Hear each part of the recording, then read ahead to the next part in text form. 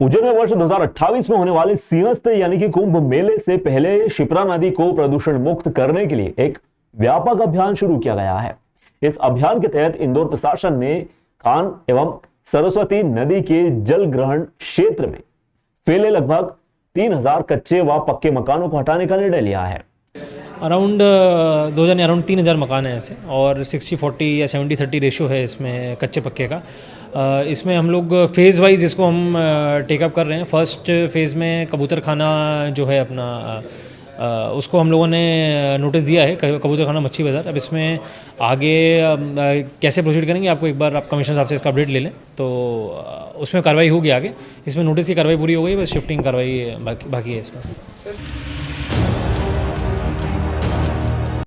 इंदौर में नगरपालिका निगम ने आवारा पशुओं के बढ़ते प्रभाव को रोकने के लिए एक बड़े पैमाने पर अभियान शुरू किया है। इस अभियान के तहत न केवल अवैध रूप से बनाए गए बाड़ों को ध्वस्त किया जा रहा है, बल्कि रोजाना शहर में घूमने वाले आवारा पशुओं को भी पकड़ा जा रहा है। निगम की टीमों ने बड़ी संख्या में आवारा पशुओं को अपने कब्जे में लिया। निगम के अपर आयुक्त सिद्धार्थ जैन ने बताया कि अवैध बाड़ों को तोड़ने की कार्यवाही नगरवासियों की शिकायतों के आधार पर की जाएगी। इस अभियान का मुख्य उद्देश्य शहर में स्वच्छता व नागरिक सुरक्षा को सुनिश्चित करना है। अधिकारियों का कहना है कि आवारा पशुओं के कारण कई बार सड़क हादसे होते हैं, शहर की सफाई व्यवस्था भी प्रभावित होती है। निगम का यह अभियान इसी समस्या को खत्म करने की दिशा में काम कर रहा है।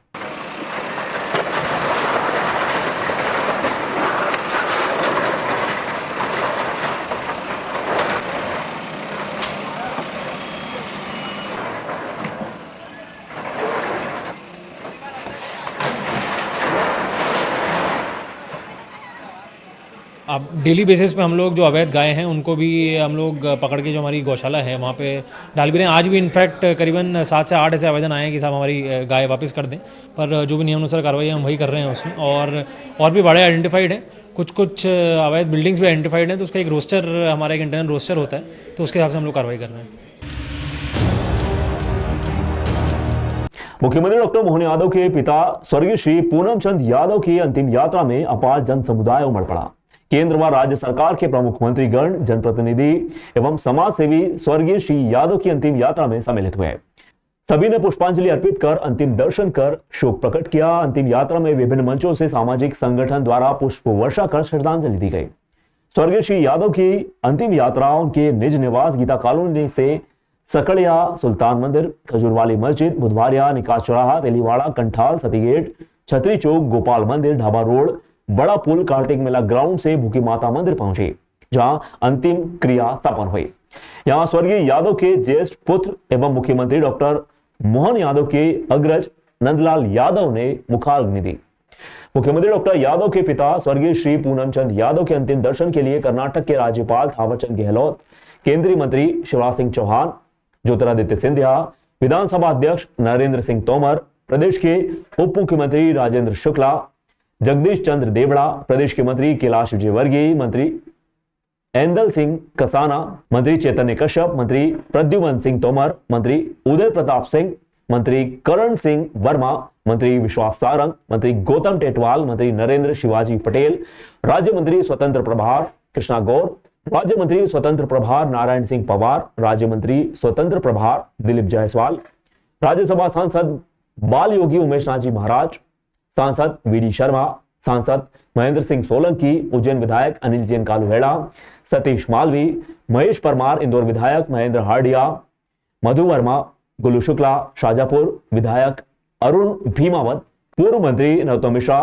पूर्व मंत्री अरविंद सिंह भदौरिया, पूर्व मंत्री कैलाश चावला, पूर्व मंत्री पारस जैन, मुख्य सचिव वीणा राणा, पुलिस महानिदेशक सुधीर कुमार सक्सेना, अतिरिक्त पुलिस सचिव राजेश राजोरा, प्रमुख सचिव मोहम्मद सुलेमान, प्रमुख सचिव राघवेंद्र सिंह, संदीप यादव, आयुक्त जनसंपर्क डॉक्टर सुदाम खाड़े, उज्जैन संभाग आयुक्त संजय गुप्ता, पुलिस महानिरीक्षक उज्जैन संतोष कुमार सिंह सहित अन्य जनप्रतिनिधि तथा मध्य प्रदेश सरकार के वरिष्ठ प्रशासनिक अधिकारी भी यहां पर मौजूद रहे।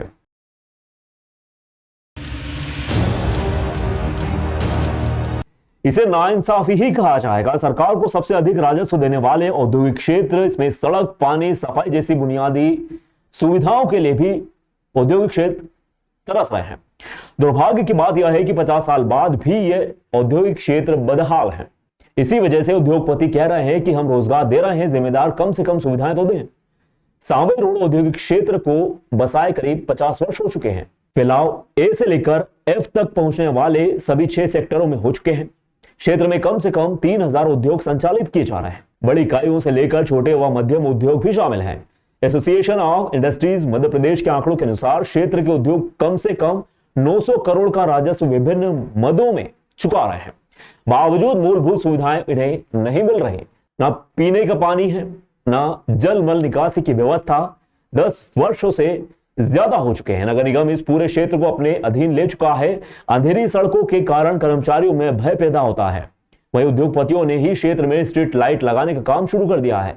सावेर रोड हो या अन्य औद्योगिक क्षेत्र, उद्योगों को निगम पानी की आपूर्ति तक नहीं कर रहा। उद्योग कर्मचारी के पीने के पानी का प्रबंधन बाजार से खरीद कर करना पड़ रहा है। कुछ व्यक्तियों वाले छोटे उद्योगों को हर माह 20 से 30 हजार तो पीने के पानी पर ही खर्च करना पड़ते हैं। बड़े उद्योग मजबूरी में भूजल का दोहन कर रहे हैं। निगम टैक्स पूरे पैसे ले रहा है। कचरा संग्रहण शुल्क वसूली करने नगर निगम के कर्मचारी नियमित आते हैं, लेकिन औद्योगिक क्षेत्र में कचरा गाड़ी नहीं आती। औद्योगिक क्षेत्र का हर सेक्टर अतिक्रमण से परेशान है। देखिए, मुख्यतः जो मांगे उद्योगपतियों की सांवे रोड औद्योगिक क्षेत्र, पाल्दा औद्योगिक क्षेत्र को लेकर शासन से है, उसमें मुख्य एक ही है कि ड्रेनेज सिस्टम अच्छा बन जाए, हमारा वाटर पाइपलाइन सिस्टम बन जाए। अभी हम यहाँ पे नर्मदा की लाइन नहीं है, यहाँ पे ड्रेनेज सिस्टम आदि जगहों पे नहीं है। कुछ जगहों पे रोडों की पाल्दा में बहुत समस्याएं, आवागमन की समस्याएं हैं, जिसके कारण ट्रक्स बार बार, क्योंकि हैवी ट्रक्स का मूवमेंट होता है तो ट्रक्स फंसते हैं। इसके साथ साथ एक बहुत बड़ी मूलभूत समस्या ये है कि लाइट्स की बहुत अभाव है। इंडस्ट्रियल एरियो में लाइट्स नहीं है। तो ये कुछ तीनों चारों मूलभूत समस्याएं हैं। इसको लेकर हम शासन के पास कंटिन्यूसली लास्ट 15 साल से नॉक कर रहे हैं, और इस बार हमें ऐसा लगता है कि शासन की तरफ से ये मांगे, हमारी 2 मूलभूत मांगे बहुत जल्दी पूरी होगी, ड्रेनेज की और पानी की। उसके अलावा हम लोगों ने कोशिश की है कि महापौर जी जैसे उस दिन आए थे तो हम लोगों ने उनसे निवेदन किया कि एरिया वाइज आप ऐसे कुछ कंसल्टेशन सेंटर्स नगर निगम की ओर से बना दें, जहाँ पे उद्योगपति मंथली बैठक करके अपनी समस्याओं को शासन तक सीधे पहुँचाएँ। हम लोग ये भी चाहते हैं कि रेगुलर रोज़गार मेलों के नगर निगम और जिला प्रशासन के साथ मिलके हम लोग रोज़गार मेले इन एरियो में सर्कुलेट करें रेगुलर तौर पर, जिससे रोज़गार मेलों से जो लोग रोज़गार के लिए घूम रहे हैं और शासन का जो एक एम है कि ज़्यादा से ज़्यादा उद्योग रोज़गार दें, वो हम रेगुलर रूप में दे पाएँ। साथ ही ड्रेनेज एक बहुत बड़ी समस्या है, चूँकि इन ये सब एरिया अनऑर्गेनाइज्ड वे में बढ़े हैं। कभी एक सेक्टर बन गया, फिर कुछ 5 साल बाद 2 सेक्टर बन गए। तो ड्रेनेज का एक जो सिस्टम है वो बहुत इंपॉर्टेंट है। एटीपी पाइपलाइंस बहुत इंपॉर्टेंट है। उसको लेकर हम लोग शासन से रेगुलर कनेक्ट हो रहे हैं। गणेश चतुर्थी पर्व को कुछ ही दिन शेष है। गणेशोत्सव की तैयारियां पूरे नगर सहित क्षेत्र में जोरों शोरों से चल रही है। देवों में प्रथम पूज्य भगवान श्री गणेश के उत्सव को लेकर लोगों ने तैयारी भी शुरू कर दी है। गणेशोत्सव समिति ने चौक चौराहों में पंडाल लगाना भी शुरू कर दिए हैं। वहीं मूर्तिकार विघ्नहर्ता की प्रतिमा को अंतिम रूप देने में लगे हैं। राजस्थान के मूर्तिकार रघुनाथ राठौर ने दैनिक अवंतिका को बताया कि इस काम में अभी दिन रात सब परिवार लगे हुए हैं। छोटी बड़ी सभी मूर्तियों को सजाने का काम किया जा रहा है। ज्ञात हो कि 7 सितंबर को गणेश चतुर्थी है। भगवान गणेश की प्रतिमा को विराजमान किया जाएगा। पिछले 1 महीने से राजस्थान के पाली जिले से मूर्तिकारों का एक दल उज्जैन नानाखेड़ा क्षेत्र में आया हुआ है। यह दल नानाखेड़ा क्षेत्र में भगवान गणेश की सुंदर व आकर्षक मूर्तियों का निर्माण कर रहा है। दल के साथ आए मूर्तिकार रघुनाथ राठौर ने बताया कि वह वर्षों से मूर्ति का काम कर रहे हैं। वे इस बार भी नए नए रूप में गौरी के लाला को संवार कर अपनी प्रतिभा से लोगों का दिल जीत रहे हैं। उन्होंने चर्चा करते हुए बताया कि वे हर बार मूर्ति को एक नया आकार देने की कोशिश करते आए हैं। लोगों की डिमांड व ऑर्डर के तहत भी कुछ विशेष मूर्तियों को इस बार भी तैयार कर रहे हैं।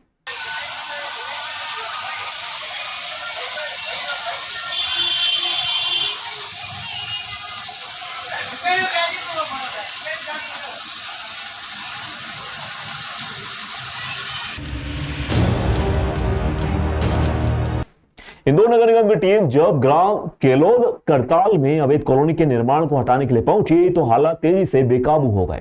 जैसे ही निगम की जेसीबी मशीन अवैध ढांचे को गिराने के लिए आगे बढ़ी, वहां मौजूद स्थानीय निवासियों ने इसका जोरदार विरोध करना शुरू कर दिया। विरोध इतना बढ़ गया कि गुस्साए लोगों ने नगर निगम के अधिकारियों को घेर लिया, जिससे घटनास्थल पर तनावपूर्ण माहौल भी बन गया। स्थिति तब और गंभीर हो गई जब स्थानीय लोगों ने न केवल अधिकारियों का विरोध किया बल्कि उनके वाहनों को भी घेर कर उन्हें आगे बढ़ाने से रोक दिया। ग्रामीणों का कहना था कि उनके पास रजिस्ट्री समेत सभी वैध दस्तावेज मौजूद हैं, ऐसे में उनके निर्माण को तोड़ने का कोई आधार नहीं है। उनका यह भी आरोप था कि नगर निगम को असल दोषी यानी कॉलोनाइजर लक्ष्मण पटेल के खिलाफ सख्त कार्रवाई करनी चाहिए, जो इस अवैध निर्माण का जिम्मेदार है।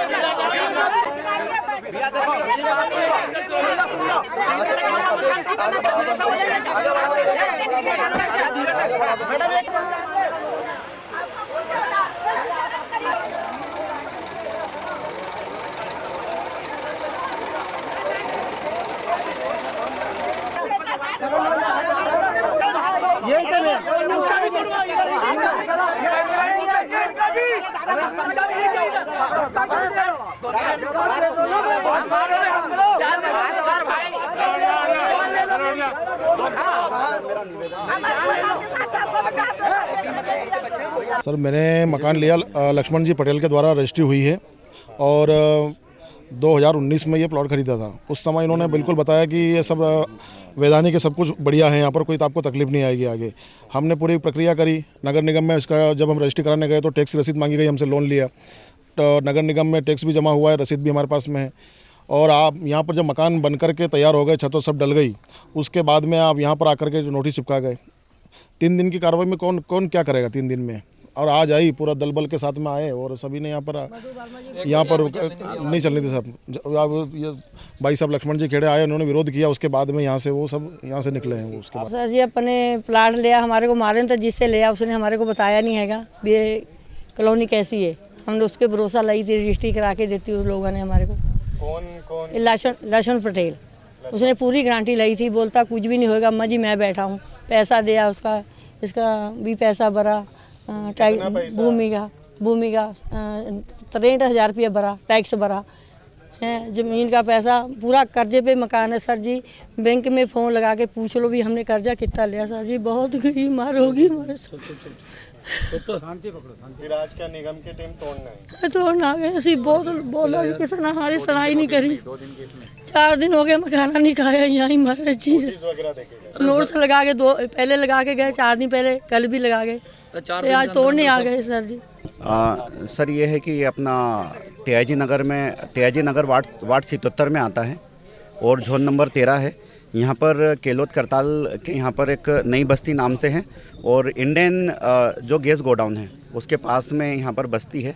यहाँ पर करीबन 10 मकान बन चुके थे और यहाँ पर जो कॉलोनीनाइज़र का नाम है, जिन्होंने कॉलोनी जो काटी थी, उनका नाम है लक्ष्मण पटेल। ये केलोद करताल इनका निवास है और जिन महिला ने रजिस्ट्री करके दी, मनुबाई ने रजिस्ट्री करके दी है और इनको पूर्ण आश्वस्त किया था कि ये ज़मीन पूरी लीगल है, सब डॉक्यूमेंट लीगल है। इसमें ये है कि इसमें करीबन अभी 10 मकान बने हैं और इन मकानों की रजिस्ट्री भी हुई है। रजिस्ट्री के साथ साथ इन्होंने नगर निगम का टैक्स भी जमा किया है, बिजली का बिल भी है, मतलब जो भी एक प्रक्रिया जो होती है वो पूरी इन्होंने प्रक्रिया की। अब यहाँ पर जब इनको आज से 2 से 3 दिन पहले इनको नोटिस दिए तो इन्होंने नोटिस, जब नगर निगम के अधिकारी आए तो इन्होंने नगर निगम के अधिकारियों से समय मांगा कि सर ये तो पूरा हमारा लीगल है, हम उच्च अधिकारियों तक हमारी बात रखने तो दीजिए। तो उन्होंने एक नहीं सुनी और परसों उन्होंने नोटिस दिया और वैसे भी वो लगा कर चले गए, किसी के हाथ में नहीं दिया, दीवारों पर लगा कर चले गए। और उसके बाद ये आज ये है कि बिना किसी सूचना किए पूरा दमखम बल लेकर यहाँ पर तोड़ने के लिए आ गए। यहाँ पर मैडम थे अग्रवाल डिप्टी कलेक्टर लता अग्रवाल मैडम हैं। उनसे मेरी बात हुई तो उन्होंने एक नहीं सुनी। फिर मैंने डायरेक्ट मेरे ही नंबर से मैंने कलेक्टर साहब को मैंने कॉल किया। मैंने कहा कि सर मैं लक्ष्मण खेड़े बात कर रहा हूँ, अखिल भारतीय भलाई महासंघ से जिला अध्यक्ष, और सर एक निवेदन के लिए कॉल किया। यहाँ पर सब गरीब परिवार हैं, उन्होंने लोन लेकर अपने घर बनाए और नगर निगम उनको तोड़ने के लिए आई है। वार्ड 77 का मामला है, तेजी नगर का। तो कलेक्टर साहब ने बोला कि मुझे तो इसके बारे में कोई जानकारी नहीं है। फिर अपने बिल्डिंग अधिकारी यहाँ पर जोन 13 के उनके पास में गया तो बोले कि हमें कोई बात नहीं करनी है, बोले आप जो अधिकारी कलेक्टर ऑफिस हैं आप उनसे बात करिए। तो मैं लता अग्रवाल मैडम के पास गया। मैंने हाथ जोड़कर उनसे निवेदन किया कि मैडम पहले हमारी 2 बात सुन लीजिए। तो बोले आप होते कौन हो कि मैं आपकी बात सुनूं? तो मैंने बोला मैडम हम तो एक आम नागरिक है ना भाई, हमारे लिए आप उस पोजीशन पर है हमारी बात सुनने के लिए। तो बोले आपकी कोई नहीं सुननी। तो मैंने उनको बोला कि मेरी कलेक्टर साहब से बात हुई है मैडम, और कलेक्टर साहब ने बोला कि मुझे कोई जानकारी नहीं है, तो मैं मेरे नंबर से आपके कलेक्टर साहब से बात करा देता हूँ और आप ये कार्रवाई रोक दो। तो उन्होंने उनकी कार का ग्लास ऊपर कर लिया और पता नहीं किससे बात की। मुझे तो ये लग रहा कि सर यहाँ पर अधिकारियों की साठगांठ है। उन्होंने पता नहीं किस अधिकारी से बात की, कलेक्टर साहब से भी नहीं बात की। फिर मैं महिदपुर तहसील के झाड़ा थाना क्षेत्र के ग्राम पाताखेड़ी में गुरुवार को कांग्रेस विधायक द्वारा दिए जा रहे भाषण के दौरान कुछ लोगों ने डीजे को लेकर हुए विवाद के चलते नायब तहसीलदार पर ही हमला बोल दिया। बताया जा रहा है कि ग्राम पाताखेड़ी में बाबा रामदेव का मेला आयोजित किया जाता है। गुरुवार को चल समारोह निकाला जाना था। महिदपुर के कांग्रेस विधायक दिनेश जैन बोस कार्यक्रम में पहुंचे थे, भाषण दे रहे थे। इस दौरान कुछ लोग डीजे लेकर आ गए और तेज आवाज में बजाने लगे। इसको लेकर कांग्रेस विधायक के कार्यकर्ताओं ने आपत्ति ली। प्रशासनिक अधिकारियों को भी कार्यक्रम में बुलवाया गया था। तेज आवाज में डीजे बजाने पर प्रतिबंध लगाया गया था। इसके चलते नायब तहसीलदार इरशाद खान डीजे वाले को समझाने पहुंचे। इसको लेकर विवाद की स्थिति बन गई। तेज आवाज में डीजे बजाने वालों ने नायब तहसीलदार पर लाठियों से हमला कर दिया। इसके चलते उनके सिर व पैर में गंभीर चोटें आई। तहसीलदार के घायल होने की जानकारी लगते ही अधिकारी मौके पर पहुंचे। इस दौरान हमला करने वाले भाग निकले। पुलिस ने उन्हें पकड़ने का प्रयास भी किया, लेकिन हाथ नहीं आ पाए। घायल तहसीलदार को तत्काल उपचार के लिए सामुदायिक स्वास्थ्य केंद्र पहुंचाया गया। कांग्रेस विधायक समर्थकों का कहना था कि हमला करने वाले पूर्व भाजपा विधायक के लोग थे, जो बाबा रामदेव के चल समारोह में खलल डालना चाहते थे। घटनाक्रम को लेकर अतिरिक्त पुलिस अधीक्षक नितेश भार्गव ने कहा कि मामले की जांच शुरू कर दी गई है। तहसीलदार की शिकायत पर मामला दर्ज किया जाएगा। ये झाड़ा थाना अंतर्गत पाताखेड़ी ग्राम पड़ता है। वहाँ पर अभी 2 दिवसीय बाबा रामदेव का मेला चल रहा है। इसमें डीजे लगाने की बात को लेकर तहसीलदार महोदय द्वारा समझाया गया कि डीजे नहीं लगाएं, अनुमति नहीं है इसकी। तो डीजे संचालक जो है उसने लाठी से उनके सिर पर प्रहार किया है। तो फिलहाल हम लोगों ने डीजे तो जब्त कर लिया है, व्यक्ति की भी तलाश कर रहे हैं और तहसीलदार महोदय को प्राथमिक चिकित्सा के लिए महिदपुर भेजा गया है। Indian railway catering and tourism corporation यानी कि IRCTC द्वारा या रेल यात्रा के पैकेज में यात्रियों को हेलीकॉप्टर की यात्रा करवाने की योजना के साथ बद्री केदार कार्तिक स्वामी भारत गौरव मानस खंड एक्सप्रेस के नाम से ट्रेन चलाई जा रही है। IRCTC के अधिकारी व रतलाम मंडल के रेलवे जनसंपर्क अधिकारियों ने बताया कि मध्य प्रदेश के विभिन्न रेलवे स्टेशन से यह गाड़ी रवाना होगी। बद्री केदार कार्तिक स्वामी भारत गौरव मानस खंड एक्सप्रेस में केदारनाथ में कंफर्म हेलीकॉप्टर टिकट भी रहेगा। गाड़ी 3 अक्टूबर 2024 को मुंबई से रवाना होगी, जो कि कल्याण, पुणे, मनमाड, भुसावल, खंडवा, इटारसी, भोपाल, बीना, झांसी, ग्वालियर, आगरा, कैंट आदि स्टेशनों से होते हुए ऋषिकेश, रुद्रप्रयाग, केदारनाथ, जोशीमठ, बद्रीनाथ के धार्मिक स्थलों पर यात्रियों को भ्रमण करवाएगी। देखिए IRCTC समय समय पर इस तरह की ट्रेनें चलाता है। इसमें गौरव भारत ट्रेन के तहत ये ट्रेन चलाई गई है। इसमें क्या है कि मेजर जो देवतुल जगह हैं, जैसे हम लोग बात करते हैं केदारनाथ, बद्रीनाथ, रुद्रप्रयाग और दूसरे जो स्थल हैं, उनकी यात्रा के लिए ये ट्रेन चलाई गई है। तो इस ट्रेन का मेजर जो है कि ये 10 रात और 11 दिन के लिए ये पूरा पैकेज है। इसमें एक जो मेन अट्रैक्शन है वो हेलीकॉप्टर का है, जो कि आपको केदारनाथ में यात्रा कराएगा। तो ये एक बात की जाए तो ये पूरी जो ट्रेन है वो AC है। और इस तरह से ये हमारा अगर बात की जाए इंदौर से, तो जो पॉइंट है वो भोपाल है। ये ट्रेन मुंबई से चलेगी। इसमें पुणे, भोपाल, खंडवा ये स्थलों पे जाते हुए और इटारसी होके और ये ट्रेन वहाँ जाएगी। तो ये मेजर जो है हम लोग जो अपने जो देवतुल स्थल है, जैसे केदारनाथ, बद्रीनाथ, रुद्रप्रयाग और ऋषिकेश, दूसरे स्थलों को विजिट करने के लिए ये ट्रेन चलाई गई है। इंदौर में अनंत चतुर्दशी पर झांकियां अपने सफर पर निकलेंगी। इंदौर के लिए यह परंपरा 100 से अधिक वर्षों से ज्यादा पुरानी है। कपड़ा मिलों ने झांकियों को सड़क पर उतारने की परंपरा भी शुरू कर दी थी। समय के साथ मिलें बंद पड़ गई, लेकिन बंद पड़ी मिलों के मजदूरों ने साहस के साथ अनेक चुनौतियों को स्वीकार कर परंपरा को कायम रखा। इस साल के सालाना जुलूस के लिए भी झांकियों का निर्माण शुरू किया गया है, लेकिन मिल मजदूरों के लिए महंगाई भी एक बड़ी समस्या सामने आ खड़ी है। दरअसल इंदौर विकास प्राधिकरण व नगर निगम सालों के एक तय राशि मिल मजदूरों को झांकियों के निर्माण के लिए देते आया है, लेकिन यह राशि सीमित है, जबकि साल दर साल महंगाई असीमित होती जा रही है। इस साल महंगाई के दौर में झांकियों की लागत भी पहले से 1.5 गुना बढ़ चुकी है। लकड़ी, ट्रैक्टर, डीजल, पेट्रोल के दाम बढ़ने से झांकी बनाने वाले कलाकारों को भी इस साल सामान खरीदने में पसीने छूट रहे हैं। इधर झांकी निर्माण स्थल के भी हाल बेहाल है। इधर हुकुमचंद मिल के प्रधानमंत्री नरेंद्र श्रीवंश बताते हैं कि जहां झांकियां बनती हैं वहां लाइट, सफाई, सड़क तक भी व्यवस्था नहीं है। साथ ही यहां पर विचरण करने वाले सांप भी चिंता बढ़ाते हैं। मिल मजदूर इस बात से भी निराश रहते हैं कि शहर में मौजूद बड़े बड़े उद्योगपति व नेता भी अपनी तरफ से मदद नहीं करते। 9 लाख रुपए लगते हैं। 3 झांकी बन रही हुकुमचंद मिल में और हमारी तीनों झांकी कोशिश है हमारी हमेशा कोई विवादित तो निकाली नहीं हमने। धार्मिक झांकी ही बनाएंगे हुकुमचंद मिल के अंदर। हमारा पूरा प्रयास है कलाकार का, हमारा सबका, क्योंकि समय कम बचा है और सबसे बड़ी परेशानी है कि यहाँ सफाई व्यवस्था नहीं हुई। रात में क्या स्थिति, दिन में ही इतने मच्छर यहाँ काटते हैं, तो ना तो यहाँ की अभी कोई गाजर घास कटी है, ना कोई मुरुम वगैरह डली जो हर साल डलती है कि कम से कम आने जाने के लिए तो कम से कम रास्ता क्लियर हो जाए। तो एक तो वो उसके भी हमें सामना करना पड़ रहा है। ये झाड़ों की कटिंग होती वो भी नहीं, और निगम द्वारा जो लाइट लगाई जाती क्योंकि यहाँ कम से कम नहीं करते। हुकुमचंद मिल में 500 सांप हैं, इतने सांप हैं यहाँ पे कि आपको चलते हुए रास्ते में दिख जाएंगे। रात बेरात कभी गलती से किसी कलाकार का पैर लग गया और कोई अनहोनी हो गई तो ये दिक्कत होगी। लाइट वगैरह लग जाए, साफ़ सफाई हो जाए, DDT जो छिड़काव होता है मच्छरों के लिए वो काम हो जाए तो थोड़ा बहुत राहत लग जाए।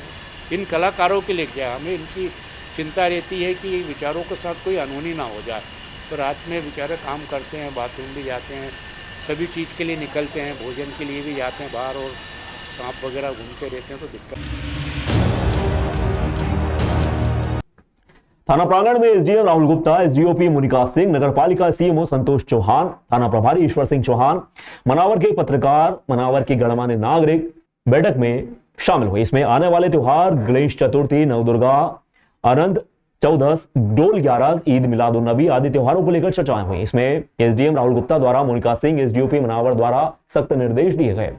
जो आगामी त्योहार है इसमें गणेश चतुर्थी आना है, अनंत चौदस पर जो झांकियों का जुलूस निकालना है, साथ ही जो ईद मिलाद का कार्यक्रम है इनका और आने वाले और भी इसमें सभी को दिशा निर्देश हमने दिए हैं कि किसी भी तरह से उसमें सभी की जानकारी हमें हमारे पास में कौन से रूट से निकालना है, वह भी सभी पंडालों में कैसे पंडाल कहाँ लगे हैं, रोड ब्लॉक ना हो, सुरक्षा मानकों के बारे में बताया गया। सीसीटीवी लगे, उसमें ध्वनि विस्तारक यंत्र को लेकर जो है उसमें डीजे प्रतिबंधित है। जो भी गाइडलाइन है उतना ही आप साउंड का यूज कर सकते हैं। सभी एक दूसरे का सहयोग करके आगामी त्योहार मनाएंगे।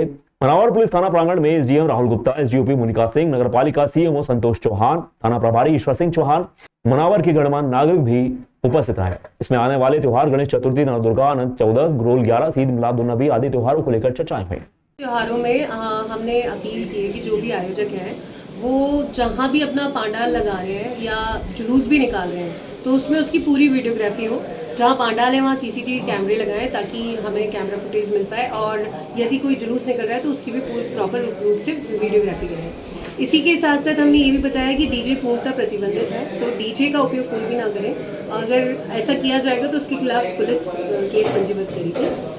और आने वाले टाइम में जितने भी त्यौहार हैं, चूँकि एक के बाद एक लगातार त्यौहार 14 से स्टार्ट हो जाएंगे, डोल 11 से, उसके बाद में फिर ईद का त्यौहार है जो, फिर उसके बाद अनंत चौदस भी आ जाएगी। तो सभी को बताया कि सभी लोग आपस में सामंजस्य बनाकर त्योहारों को मनाएं ताकि ईजिली सभी के त्यौहार आसानी से मिल पाए। साथ ही जो आगामी त्यौहार है जिसमें गणेश चतुर्थी आना है और आनंद चौदस पे जो झांकियों का जुलूस निकलना है, साथ ही जो ईद का एक मिलादुन्नबी का कार्यक्रम है इनका, और डोल 11, ऐसे कई त्यौहार आने वाले हैं जिसमें सभी को जो दिशा निर्देश हमने दिए गए कि किसी भी तरह का कोई विवाद उत्पन्न ना हो। जो भी आप झांकी लगाएं या जुलूस निकालें उसमें सभी की जानकारी हमारे पास हो, कौन से रूट से निकलना है वो। साथ ही पांडालों में कैसे पांडाल कहाँ लगना है, रोड ब्लॉक ना हो, सुरक्षा मानकों के बारे में बताया गया, सीसीटीवी लगे उसमें।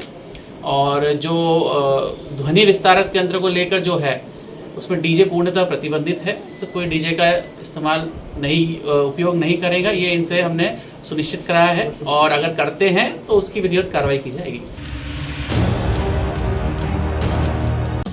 देश विदेश गांव शहर सब पे नजर, सबकी खबर, नया रूप है नए है रंग, सबको समेटे अपने संग।